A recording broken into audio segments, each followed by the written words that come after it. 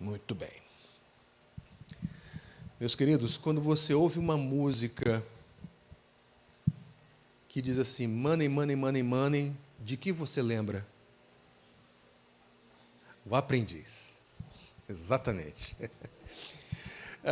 Eu cheguei a assistir a alguns episódios. Eu creio que nunca assisti a uma temporada inteira.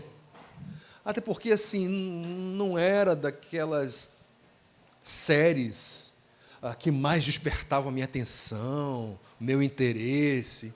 Às vezes a gente estava lá, depois de um dia de trabalho, cansado, zapeando, e aí caía, se não me engano, naquela época no SBT, ou na Record. E aí estava passando o Money, Money, Money, Money, o programa que, na época, ou pelo menos inicialmente, em algumas temporadas, foi dirigido pelo Roberto Justus, correto? Depois o Dória assumiu o programa e, depois de um tempo, o Justus reassumiu o comando daquela série. O que me chamava a atenção nesse programa? O nome dele é O Aprendiz. Correto? O que se espera de um aprendiz?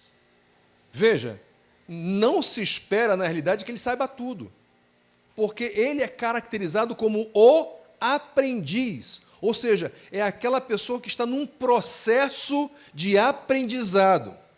E, portanto, se esse aprendiz recebe uma orientação, se ele recebe uma missão, uma atividade para cumprir, ele primeiro deve ser orientado, ele primeiro deve ser preparado, ele deve receber do orientador, daquele que lhe dá a missão, os recursos para cumpri-la. Por quê? Porque, como aprendiz, ele ainda não tem esses recursos. E é da responsabilidade do orientador, do patrão, do responsável, munir o aprendiz com recursos para que ele possa cumprir a missão que recebeu. O que nós víamos no programa? Nós víamos que esses aprendizes, os candidatos ali do programa, eles recebiam uma missão, eles recebiam dinheiro, eles podiam contar com alguns profissionais, mas, em certo sentido, eles tinham que contar com a própria criatividade. Eles, mesmo sem os recursos adequados e suficientes para cumprir a missão, eles tentavam cumprir. A maioria ia mal, um ou outro ia bem, e, por causa disso, era, digamos assim, livre. Não era essa a terminologia, mas eu vou usá-la, do paredão. Porque aqueles que foram mal iam para a sala de avaliação para que um daqueles fosse eliminado daquela competição. Correto? Queridos, nós recebemos uma missão. A propósito, o Senhor Jesus, ele chama os seus discípulos para missão. Agora, o Senhor Jesus, diferente do programa, diferente da série O Aprendiz, que não dava todos os recursos para que aquela atividade fosse cumprida, o Senhor Jesus, ele não apenas chama para a missão, mas antes mesmo de chamar, ele dá aos chamados recursos para cumprir a missão dada.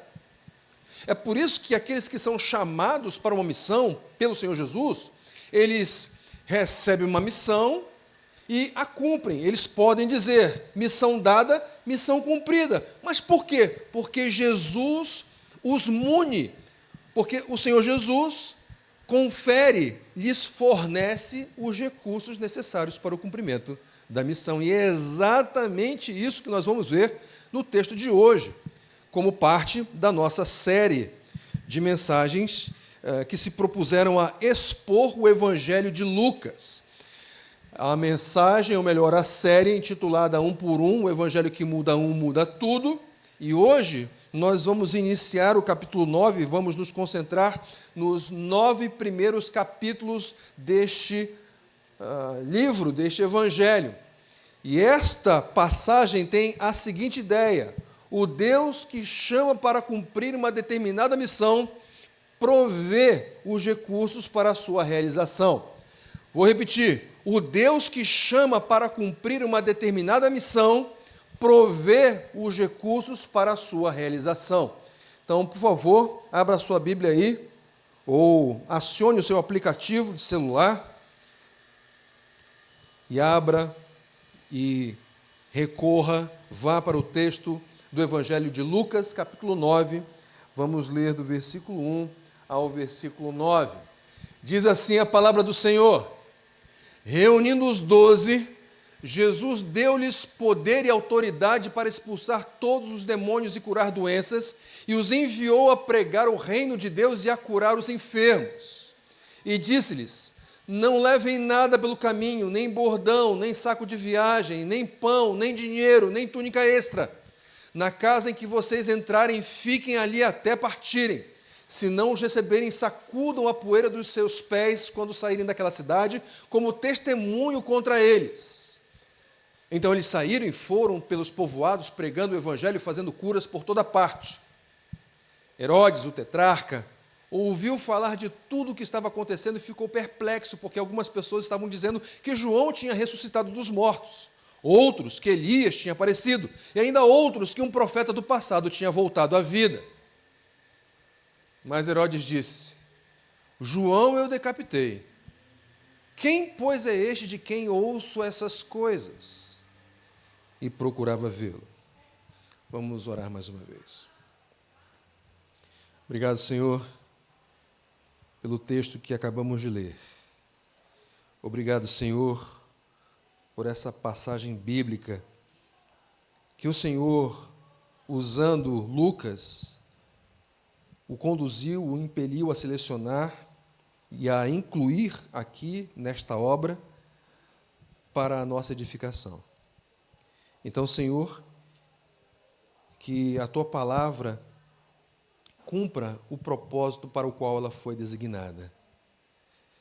Que ela não volte vazia, ela não voltará, porque ela é a Tua palavra e ela produz os efeitos que o Senhor, na eternidade, determinou que eles ocorressem. Então estamos aqui, Senhor, com o coração aberto e pronto, ó Deus, para sermos dirigidos pelo Teu Espírito, e pedimos ao Senhor que, por meio do Teu Espírito, aplique essa palavra de forma poderosa no nosso coração. É a oração que fazemos a Ti, agradecidos em nome de Jesus. Amém e amém. Você deve se lembrar que no texto anterior, particularmente o final do capítulo 8 aqui do Evangelho de Lucas, 2 personagens foram destacados e havia, digamos assim, uma certa relação entre eles. Eram 2 mulheres, é verdade, uma adulta e outra uma criança, mas eram mulheres que foram atendidas pelo Senhor Jesus. Mas além dessa coincidência, entre aspas, havia um outro elemento do texto que as relacionava, que era tempo. Tempo. Uma tinha 12 anos de idade e a outra estava há 12 anos sofrendo fisicamente.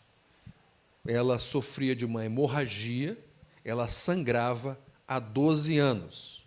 2 mulheres, 12 anos. É verdade.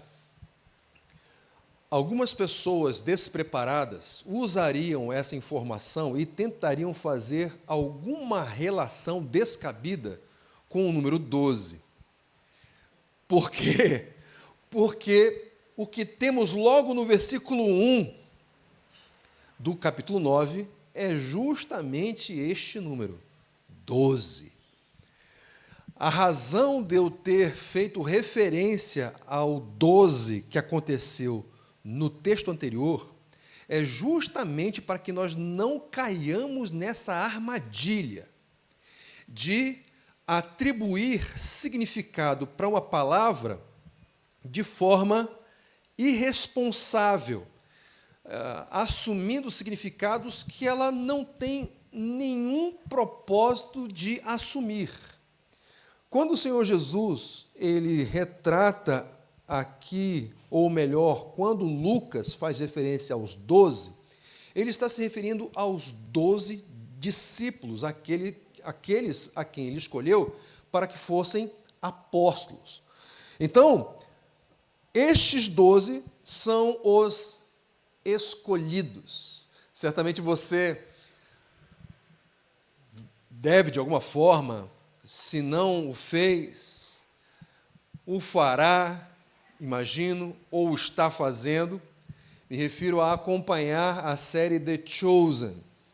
Essa palavra, The Chosen, ela pode se referir a uma pessoa como a um grupo de pessoas. The Chosen pode significar o escolhido, ou pode significar os escolhidos. E a série deixa claro que esta expressão, The Chosen, se refere aos 12. Então, a tradução mais precisa não é o escolhido, mas os escolhidos. E o que nós temos diante de nós, logo aqui no começo, quando Lucas diz reunindo os 12, nós estamos nos referindo, ou Lucas estava se referindo àqueles a quem Jesus escolheu. Vejam, há 2 textos nos evangelhos, um neste evangelho e o outro no evangelho de Marcos, que retrata esta seleção do Senhor. Um texto, o que se encontra aqui em Lucas, é Lucas capítulo 6, verso 13. Se você abrir a sua Bíblia lá, você vai encontrar Lucas dizendo o seguinte: ao amanhecer, chamou seus discípulos e escolheu 12 deles, a quem também designou apóstolos. Perceberam? Esse texto nos informa que já havia um grupo de seguidores de Jesus. E neste grupo estavam os 12. E num determinado momento do ministério, o Senhor Jesus seleciona esses 12. Quando nós vamos ali para Marcos, capítulo 3, abra lá sua Bíblia, por favor. Marcos, capítulo 3, verso 14.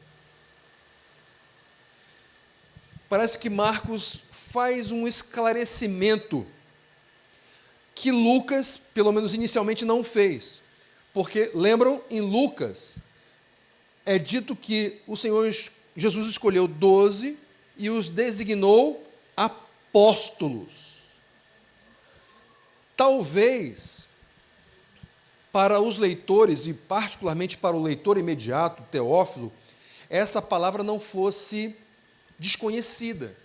Mas, para leitores atuais, é importante fazer um esclarecimento a respeito do que vem a ser isso. Correto?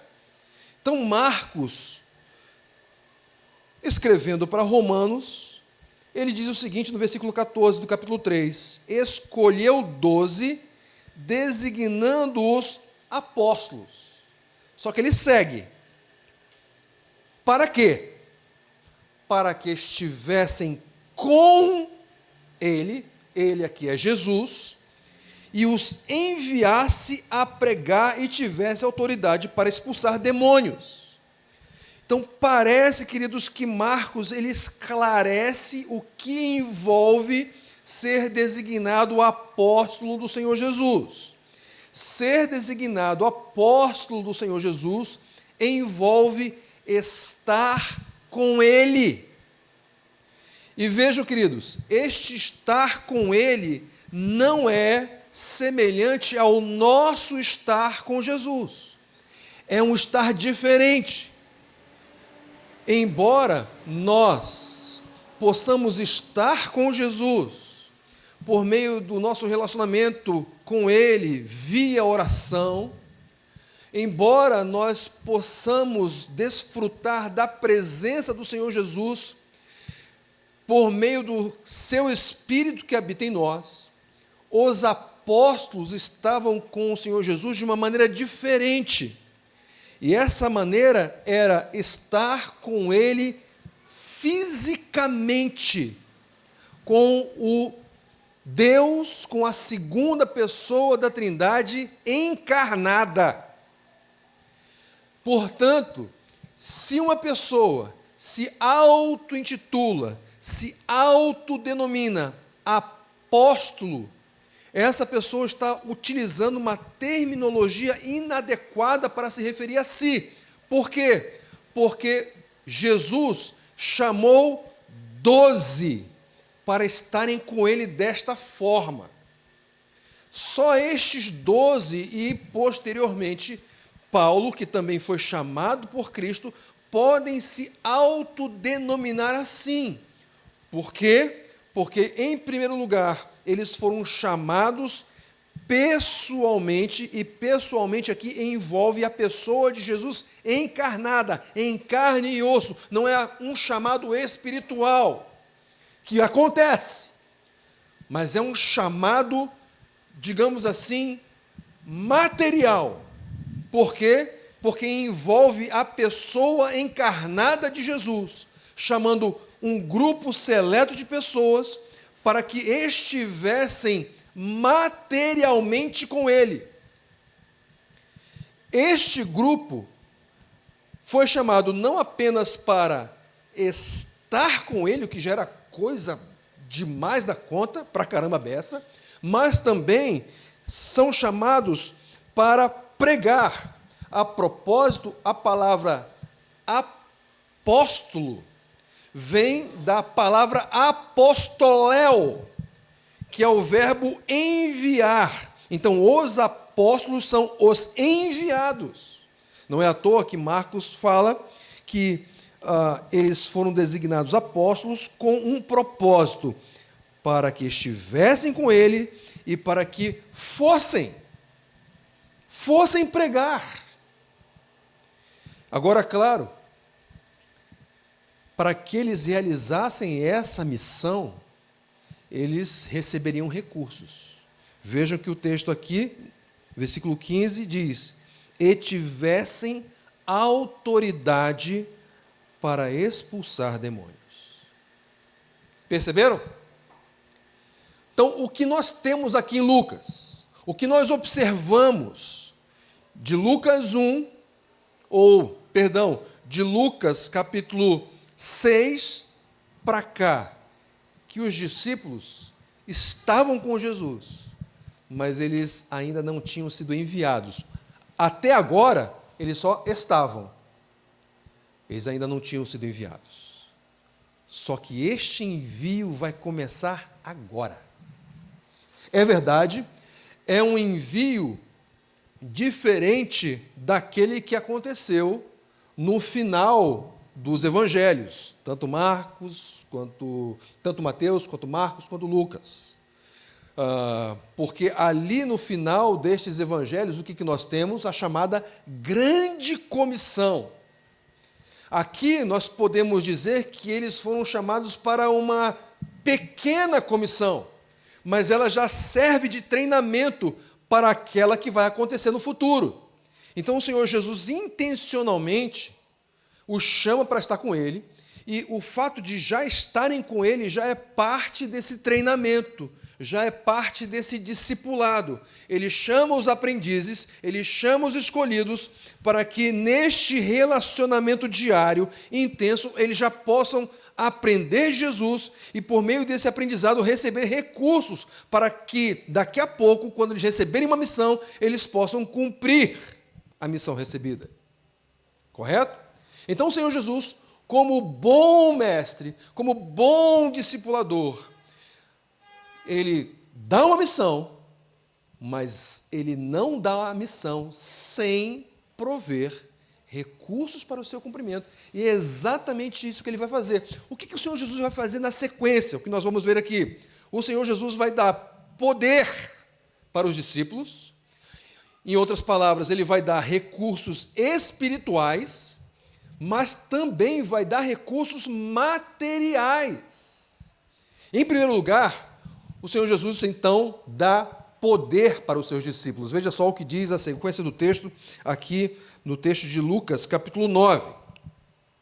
O texto diz assim: reunindo os 12, Jesus deu-lhes, ele está provendo recurso, deu-lhes poder e autoridade para expulsar todos os demônios e curar doenças, e os enviou, olha só, os enviou, eles foram chamados para isso.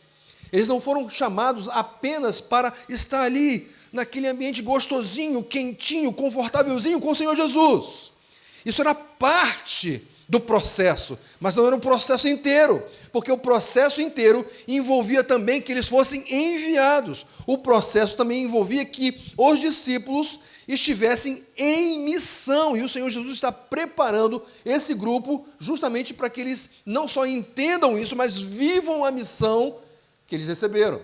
Então, em primeiro lugar, o Senhor Jesus dá poder para esse pessoal, dá recurso espiritual. Eles recebem poder e autoridade para expulsar demônios. Eles recebem poder e autoridade para curar doenças. Eles recebem poder e autoridade para pregar o Evangelho. Queridos, nós precisamos destes recursos para cumprir a missão de Jesus. Porque a missão de Jesus, ela é neste mundo físico, neste mundo material, mas a nossa missão mexe, ou melhor, a missão de Jesus mexe com o mundo espiritual. E é por isso que, para cumprir essa missão, nós precisamos receber recursos espirituais. Você não expulsa demônio com força. A propósito, se você quiser medir forças com um demônio, você pode ter certeza, você vai levar o raio, você vai apanhar. Aliás, tem uma passagem em Atos, se eu não me engano, Atos 19, que tem um rapaz que se engraça com o demônio. Olha, mas assim, o demônio esculachou com o cara, ao ponto do cara sair correndo nu. Então, assim, a gente não lida com as questões espirituais com forças materiais, com forças físicas. Nós precisamos de forças espirituais. E nós não temos. Quem tem esses recursos são Jesus. E Ele tem poder para compartilhar o poder dEle com os seus escolhidos, para que estes possam cumprir a missão para a qual eles foram designados. Eles recebem poder para expulsar demônios. Eles recebem poder para curar doenças. Eles recebem poder para pregar o Evangelho. Queridos, o que é isso aqui? Isso aqui é tudo que o Senhor Jesus fazia. O Senhor Jesus expulsava demônios, o Senhor Jesus curava doenças, e o Senhor pregava as boas novas do reino de Deus. É exatamente o que Jesus fazia. Portanto, o chamado de Jesus para os seus discípulos é para que eles cumpram não a missão deles, mas a missão de Jesus. Meus queridos, nós, tanto individual quanto coletivamente, quando eu falo coletivamente, eu estou incluindo aqui não apenas a igreja, mas também estou incluindo famílias. Nós temos uma missão. Nós temos uma missão individualmente, nós temos uma missão como família, nós temos uma missão como igreja, correto? Só que essa missão, queridos, se nós somos discípulos de Jesus, essa missão, ela extrapola os interesses do indivíduo, extrapola os interesses da família, extrapola os interesses da comunidade de fé.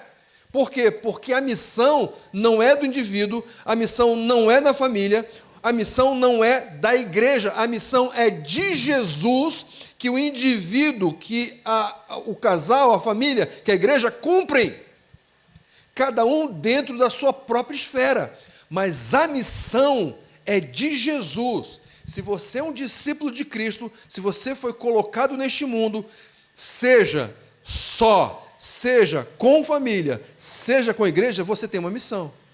E essa missão não é sua, é de Jesus. O que isso significa? Significa que essa missão deve ser cumprida não nos seus termos. Ela deve ser cumprida nos termos de Jesus, que é o dono da missão, que é aquele que comissiona para a sua missão. E o que nós devemos fazer na missão? O que Jesus fez. Então, em primeiro lugar, o que Jesus faz? Ele provê recursos espirituais, mas ele também provê recursos materiais. Como é que ele vai prover esses recursos materiais? Tirando o poder dos seus discípulos. Olha só que coisa interessante. Jesus dá poder espiritual, mas Jesus também dá poder material, dá recursos materiais. Como é que ele dá esses recursos materiais tirando o poder dos discípulos? Que poder é este ao qual me refiro? Percebam o que diz a sequência do texto aqui. Versículo 3. E disse-lhes: não levem nada pelo caminho, nem bordão, nem saco de viagem, nem pão, nem dinheiro, nem túnica extra. Na casa em que vocês entrarem, fiquem ali até partirem. Se não os receberem, sacudam a poeira dos pés quando saírem daquela cidade como testemunho contra eles. Queridos, a missão que é dada por Jesus envolve dependência. Correto? E a nossa tendência, e eu posso dizer isso por mim, viu, queridos? Por mim. A nossa tendência é achar que os recursos que eu tenho dão o suporte e a segurança para eu cumprir a missão de Jesus. Mas, queridos, percebam, o Senhor Jesus, ele orienta os seus discípulos a irem, certo? E olha só que coisa curiosa, eles vão passar dias fora. Sim ou não? Sim. Eles vão precisar pousar, eles vão precisar comer, eles vão precisar se deslocar. E todas essas atividades, de uma maneira ou de outra, vão exigir o quê? Dinheiro. Eles vão precisar de dinheiro. Eles vão pousar em algum lugar. Eles vão precisar prover para si o necessário para a sua subsistência, para que eles tenham forças para cumprir a missão, porque a missão também envolve o esforço físico, também envolve esta questão material. E o Senhor Jesus tira tudo deles. Vocês não vão levar capa, vocês não vão levar bordão, vocês não vão levar saco de viagem, vocês não vão levar pão, nem pão eles podiam levar, vocês não vão levar dinheiro. Aí talvez alguém pense assim, isso significa, então, que os discípulos, eles não têm tudo o que é necessário para o cumprimento da missão. Quem disse? Quem disse? Porque o Senhor Jesus, quando deu essa ordem, qual era o pressuposto ao dá-la? Queridos, vocês não precisam se preocupar com essas coisas. Ele estava comunicando isso para os seus discípulos, vocês não precisam se preocupar com essas coisas. Assim, preocupem-se com o cumprimento da missão e deixem comigo essa parte. Deixem comigo a provisão de recursos materiais que são necessários para o cumprimento da missão. Mas para que vocês vão de acordo ou admitindo essas ordens, admitindo essas orientações, vocês vão precisar confiar em mim. porque alguém poderia se voltar para ele, talvez Judas. Como assim, Senhor, sem dinheiro? Como assim? Ou talvez Tomé. Ah, Senhor, eu vou, mas só se o Senhor me der garantias de que de fato nada nos faltará. Eu quero provas contundentes de que nós podemos ir tranquilos para realizar a tua missão. Esse tipo de manifestação poderia acontecer. É claro, nós não encontramos isso nas Escrituras, nós estamos apenas fazendo um exercício imaginativo aqui. Mas o fato é que eles poderiam ter dúvidas. Como assim ir cumprir uma missão sem ter recursos materiais para fazê-lo? Pois é, o pressuposto do Senhor Jesus é: vocês precisam confiar em mim. Confiem em mim.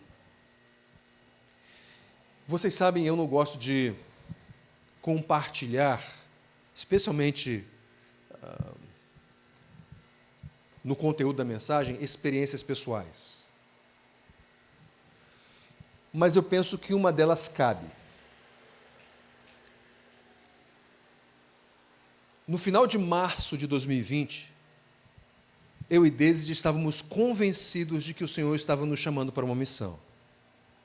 E essa missão envolvia retornar para São Paulo. Nós estávamos convictos disso.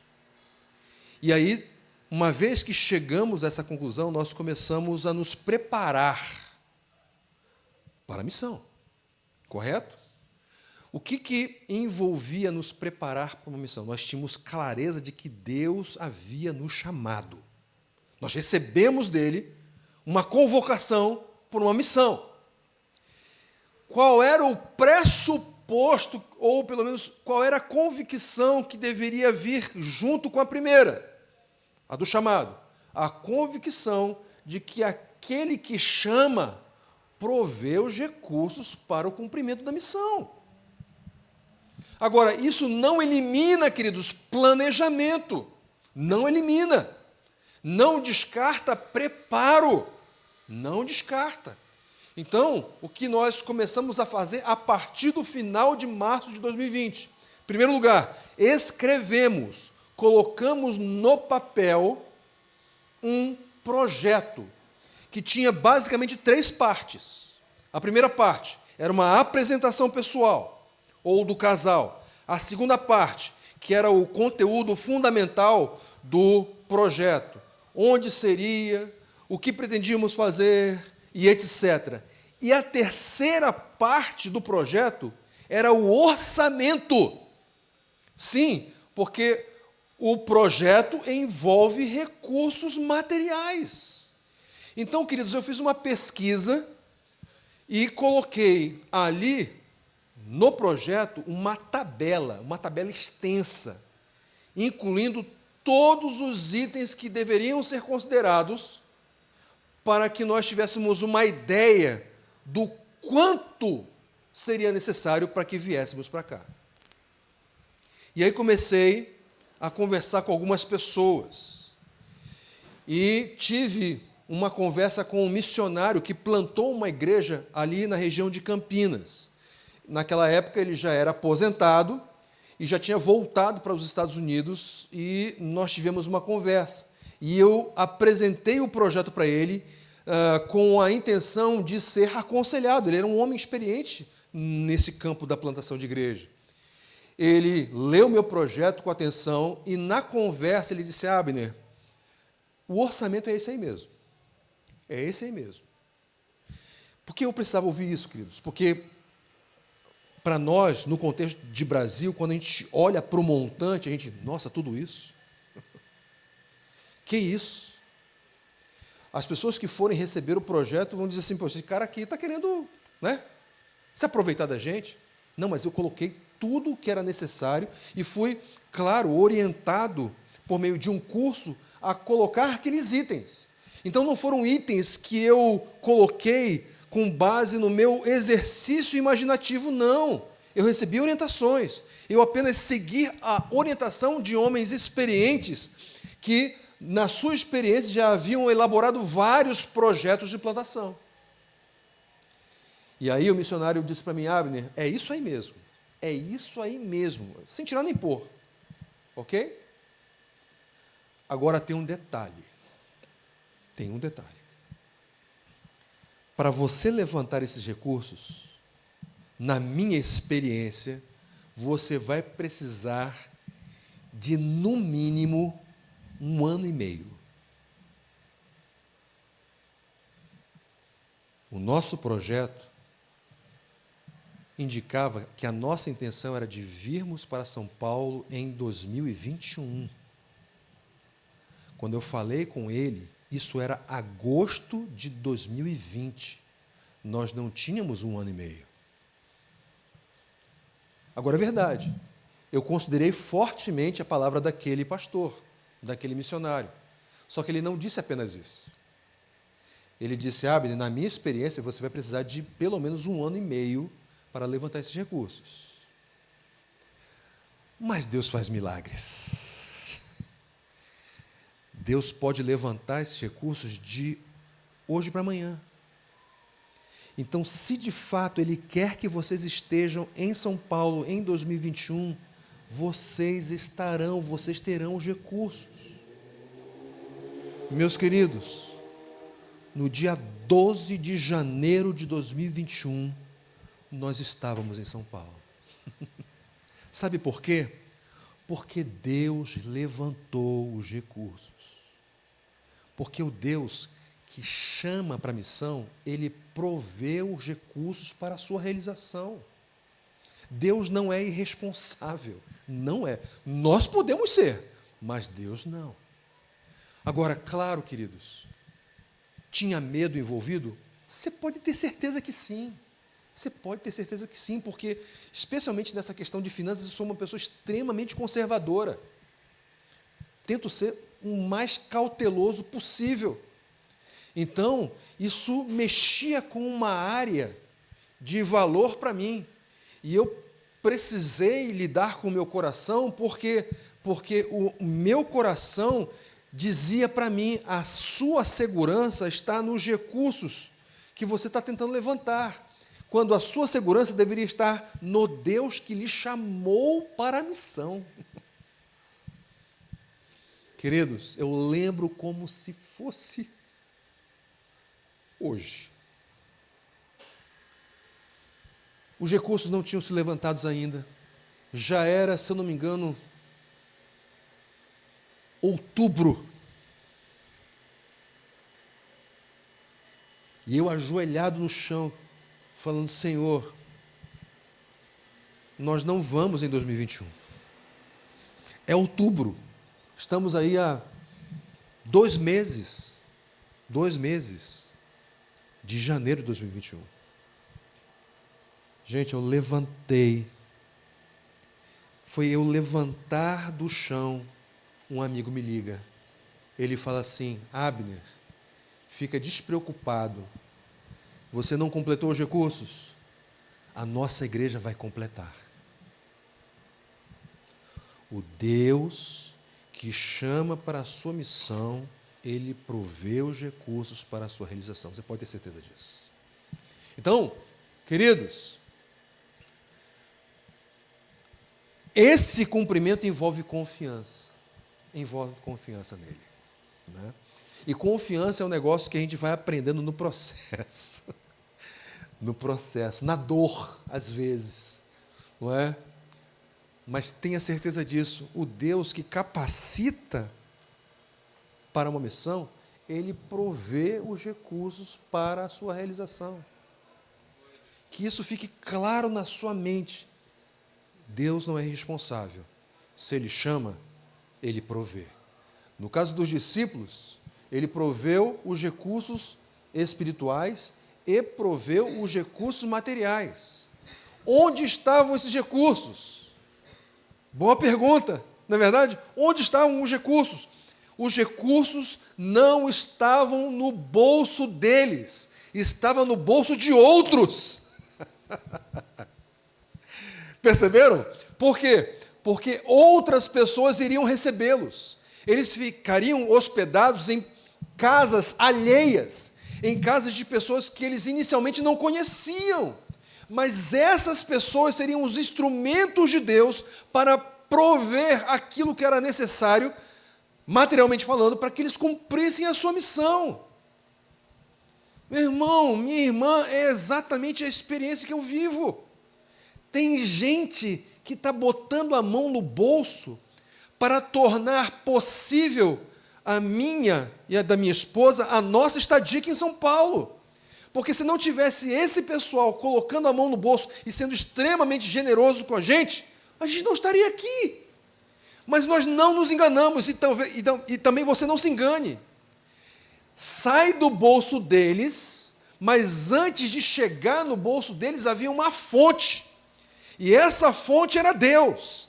E foi Deus que, como fonte, proveu os recursos para eles. E eles, com a consciência da missão, entenderam que esses recursos deveriam ser usados para a glória dele. E eles perceberam que o nosso projeto era um projeto comprometido com a missão de Deus, com a glória de Deus, e eles se sentiram encorajados, convictos de que eles deveriam investir neste projeto, e investem até hoje. Meus queridos, no ano passado, nós começamos a cogitar a possibilidade de mudar de apartamento. Esse apartamento ele foi escolhido, foi selecionado, porque nós entendíamos que ele tinha as condições ideais para iniciarmos uma igreja. E nós tínhamos a convicção de que aquele apartamento ele deveria ser utilizado para a missão de Deus. Só que, queridos, chega uma hora que o proprietário tem que aumentar o valor do aluguel. Chega uma hora que o condomínio aumenta. E a gente começou a fazer as contas, olha, vamos ter que mudar.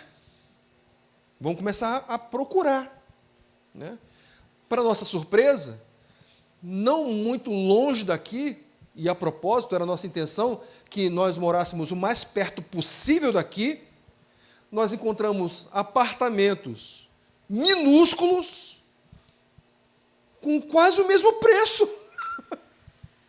Então nós pensamos, não vale a pena. Não vale a pena. Correto? E aí nós colocamos isso em oração, e não sei se vocês sabem, todo mês nós mandamos um relatório para os nossos mantenedores. E aí no relatório, eu disse, olha, eu queria que vocês, por favor, orassem, porque nós estamos considerando mudar de apartamento. Beleza. Queridos, o relatório foi enviado, vamos supor, numa segunda-feira. Na terça-feira de manhã, me liga um desses nossos parceiros, que não é um parceiro, digamos assim, regular, ele participa pontualmente. Ele me ligou, falou assim, Abner, esse ano você não paga mais aluguel. Você não paga mais aluguel, fica tranquilo. Se concentra na missão. Eu não quero que você fique preocupado com boleto. Eu quero que você se concentre na missão. O Deus que capacita para uma missão, Ele provê os recursos para a sua realização. Então, queridos, via de regra, ou seja, isso não é uma regra, mas via de regra, quando os recursos não vêm, essa pode ser uma indicação de que essa suposta missão para a qual você supostamente se sente chamado, não é um chamado de Deus, coisa nenhuma. É apenas uma questão do seu coração, é apenas uma questão pessoal. Ok? Bem, queridos. O que acontece, então, uma vez que os recursos são recebidos, a missão é cumprida. Veja só o que diz a sequência do texto. Versículo 6. Então, eles saíram e foram pelos povoados pregando o evangelho e fazendo curas por toda parte. Percebam, o texto diz, então eles foram. Depois do Senhor Jesus ter dito, olha só, não leva dinheiro, não leva comida, não leva roupa extra, não leva colchão inflável, não leva nada disso. Foi depois do Senhor Jesus ter dito todas essas coisas que o texto nos comunica. Então eles foram. Sabe o que isso significa? Eles confiaram. Eles confiaram. Então, o que eles fizeram? Eles obedeceram ao Senhor Jesus. Obedeceram. E, queridos, obediência envolve confiança. Você não obedece a quem você não confia. Em quem você não confia. Não obedece. Não obedece. Há muitos anos atrás, trabalhava em Furnas, eu era responsável por um setor. Eu cheguei nesse setor como o engenheiro-chefe, em treinamento, eu era um aprendiz, certo? Porque eu ia substituir o engenheiro que já trabalhava ali, que já tinha uma equipe com ele, de anos. Olha só, nessa equipe, o menos experiente tinha 12 anos de casa. Eu mal tinha 8 meses. Só que eu cheguei lá de paraquedas para chefiar aquele pessoal. Um deles tinha 12 anos de experiência. O outro estava às portas de se aposentar. Sabe o que aconteceu, né? Gente, o primeiro ano foi trash. O primeiro ano, para mim, foi muito difícil. Por quê? Porque eles não confiavam em mim. Eu lembro, queridos, que nós estávamos numa reunião para estabelecer a agenda de comissionamento.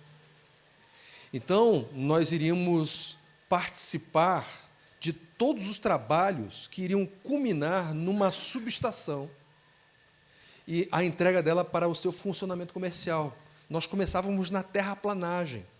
A primeira coisa que nós fazíamos, quando todas as canaletas estavam já prontas, era: vamos testar todos os cabos, cabo por cabo, e era cabo pra caramba, beça demais da conta. A gente tinha que testar todos os cabos. Nada de novo debaixo do sol, era muito tranquilo fazer isso. Só que o engenheiro era responsável por definir o cronograma. Então, nós tínhamos uma atividade, mas eu tinha que definir quanto tempo será necessário para cumprir essa atividade.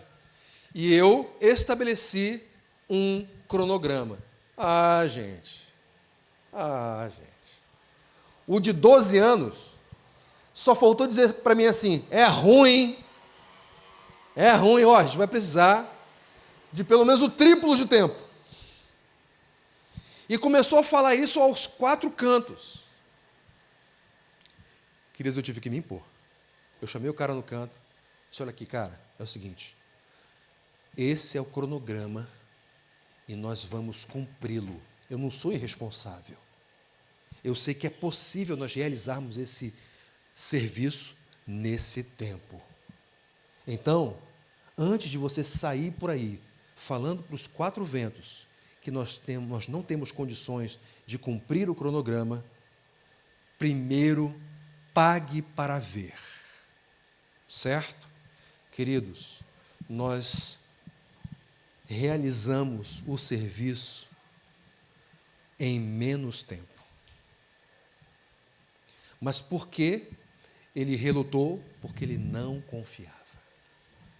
Não confiava em mim. Queridos, os discípulos confiaram em Jesus. E eles foram. Então, eles foram. E o que eles fizeram? Exatamente o que o Senhor Jesus disse que eles deveriam fazer. Por quê? Porque eles receberam poder para expulsar demônios, para curar enfermos, para pregar o Evangelho. E eles pregaram, eles expulsaram demônios, eles curaram enfermos, ou seja, o que eles fizeram? Eles fizeram exatamente o que o Senhor Jesus fazia. E sabe o que é interessante, sabe o que é legal, gente? É que, embora tenham sido os discípulos que fizeram aquelas obras, aquilo ali vai ser compreendido como obras de Jesus. Eu vou mostrar isso para você. Mas Enfim, os discípulos cumprem a missão e essa missão tem os seus resultados e os resultados repercutem. Veja só o que diz a sequência. Versículo 7. Herodes, o tetrarca, ouviu falar de tudo o que estava acontecendo e ficou perplexo, porque algumas pessoas estavam dizendo que João tinha ressuscitado dos mortos. Outros, que Elias tinha aparecido, e ainda outros, que um dos profetas do passado tinha voltado à vida. A missão repercutiu.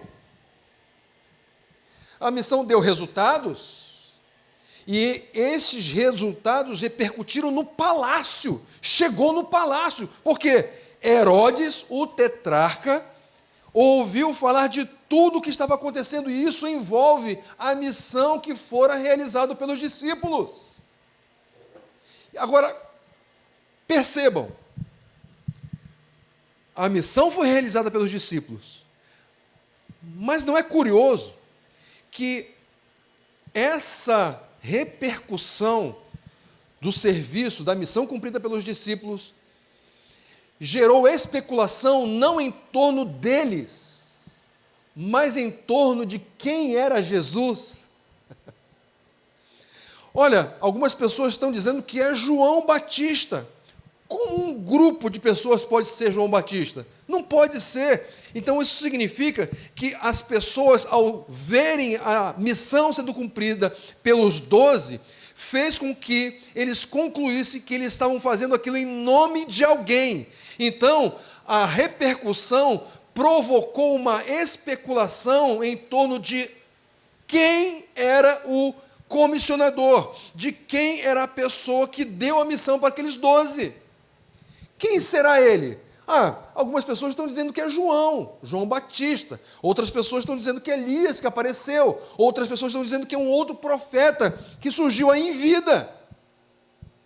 Especulação. Gente supondo, olha, eu acho que é ele.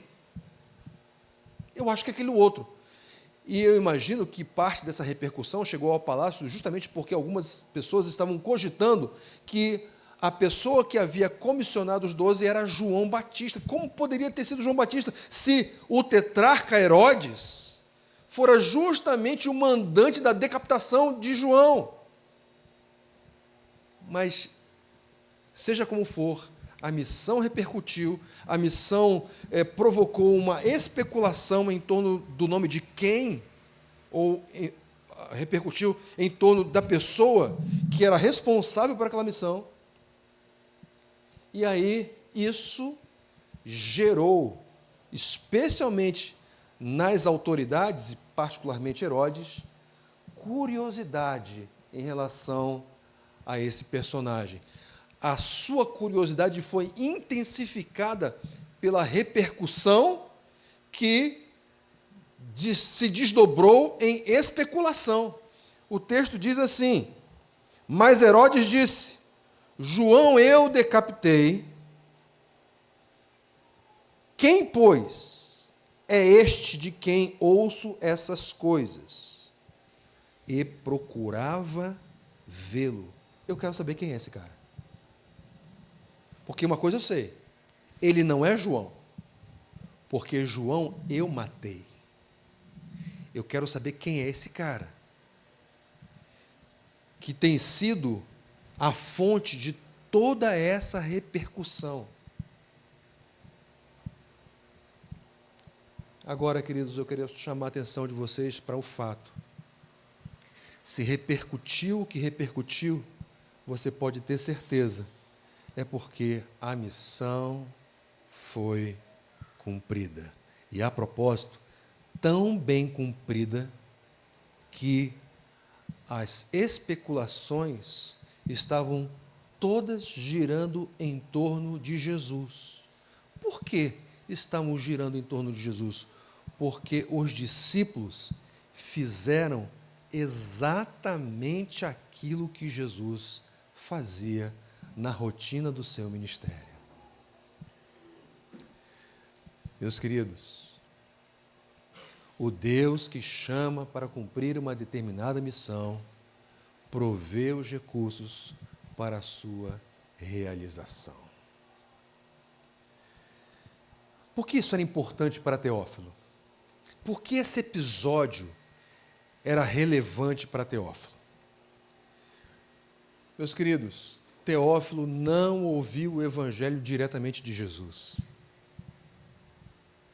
Teófilo ouviu o evangelho diretamente dos discípulos de Jesus.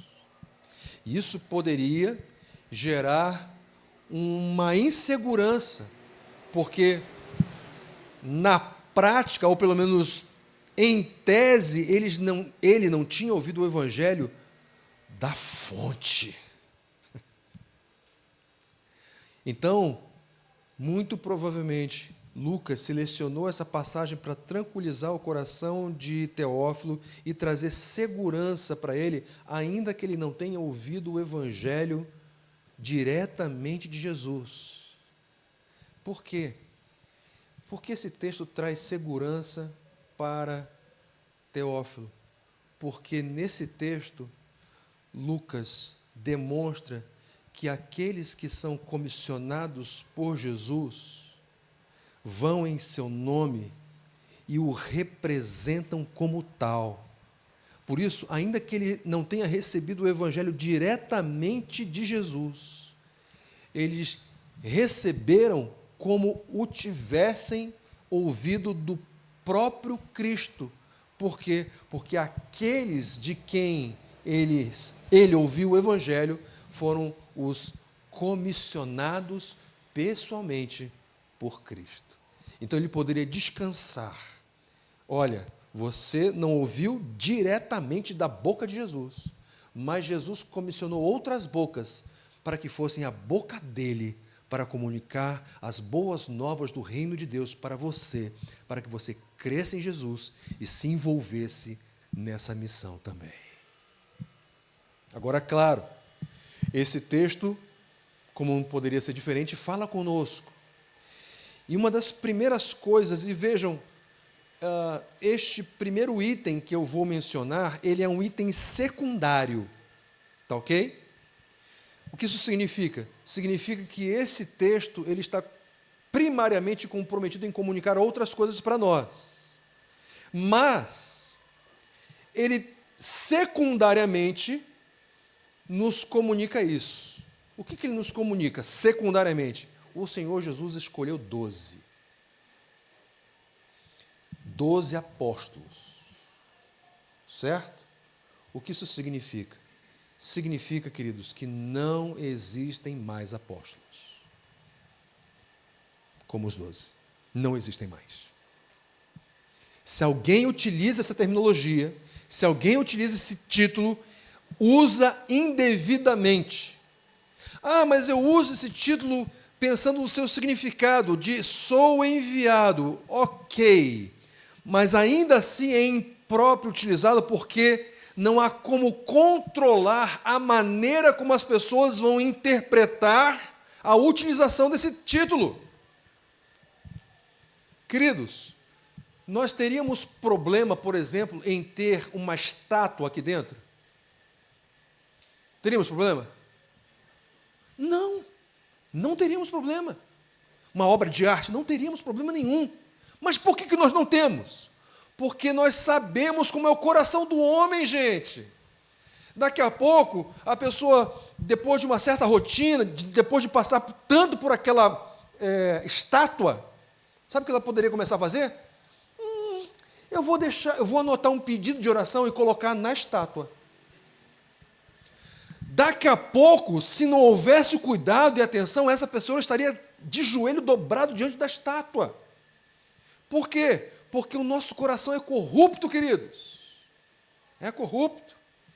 Então, ainda que as pessoas que utilizem essa terminologia o façam pensando neste significado, eu sou um enviado, eu sou uma pessoa envolvida com a missão, a utilização é inadequada, porque as pessoas, pelo menos algumas delas, podem confundir as coisas, podem interpretar que aquela pessoa que é chamada daquela forma tem uma autoridade semelhante à dos apóstolos. Não tem.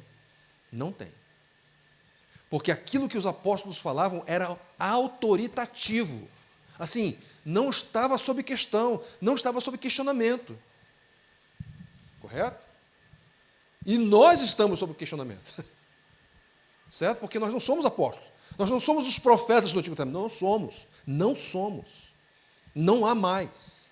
Então, esse texto, ele comunica que não há mais apóstolos. Mas, Abner, de fato, eu preciso concordar com você que ele não dá todos os elementos para que nós concluamos isso. Mas olhe, por exemplo, para Atos, capítulo 1, verso 21.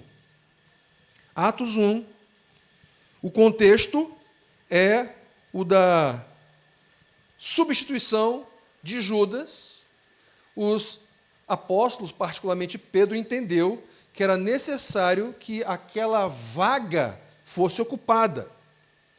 E ali, naquele contexto, Pedro oferece o pré-requisito para fazer parte do colégio apostólico. Qual era o pré-requisito? Veja só. Pedro falando, portanto, é necessário que escolhamos um dos homens, primeiro, era homem, um dos homens que estiveram conosco durante todo o tempo em que o Senhor Jesus viveu entre nós, fisicamente, materialmente, certo? Desde o batismo de João até o dia em que Jesus foi levado dentre nós às alturas. É preciso que um deles seja conosco, testemunha da ressurreição. Me diga quais desses apóstolos que estão por aí cumprem esses requisitos aqui. Esses requisitos. Quem? Ninguém! Ninguém.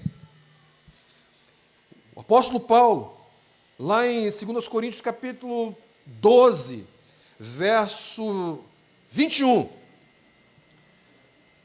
2 Coríntios, capítulo 12. Veja só o que o apóstolo Paulo diz. Versículo 11, primeiro. Fui insensato, mas vocês me obrigaram a isso. Eu devia ser recomendado por vocês, pois em nada sou inferior aos, entre aspas, superapóstolos, embora eu nada seja. Versículo 12. As marcas de um apóstolo, sinais, maravilhas e milagres, foram demonstradas entre vocês com grande perseverança. O apóstolo Paulo, você deve saber que ali, na segunda carta, ele defende o seu apostolado, porque os irmãos de Corinto estavam duvidando, estavam pondo dúvida na legitimidade do seu apostolado. E aí, ele utiliza esse argumento aqui, olha, o apóstolo, ele tem umas marcas. Quais são as marcas de um apóstolo? Sinais e maravilhas os acompanham. Não é interessante, querido, quando nós olhamos para Atos dos Apóstolos, se você fizer uma pesquisa, salvo uma ou outra exceção, sabe o que você vai perceber? Que basicamente quem realiza sinais e maravilhas em Atos dos Apóstolos? Os apóstolos. Por quê? Porque este era um sinal autenticador do seu apostolado. Não existem mais apóstolos como os escolhidos pelo Senhor Jesus pessoalmente. Não existem mais. Agora, claro, primariamente, esse texto nos ensina que Deus continua chamando pessoas para a sua missão. Não são apóstolos. Mas isso não significa que outras pessoas não possam participar dela. Podem e participam. Mas por que elas participam? Porque elas são chamadas por Cristo. E a propósito, o Senhor Jesus provê o que é necessário para que essa missão seja cumprida. Ele continua chamando e ele continua provendo. É por isso, queridos, que em face de todas essas coisas, nós somos chamados por esse texto, por Lucas, assim como Teófilo foi, nós somos chamados, em primeiro lugar, para rejeitar qualquer conversinha de quem se auto-intitula apóstolo, arcanjo e qualquer coisa do tipo. Tá certo? Rejeita esse negócio.